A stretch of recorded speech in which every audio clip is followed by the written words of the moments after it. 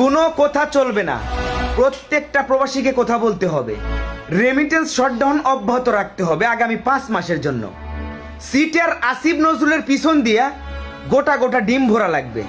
সমন্বয়কের চেয়ারে বসার আগে বলেছিল এয়ারপোর্টে প্রবাসীদেরকে ভিআইপি মর্যাদা দিবে।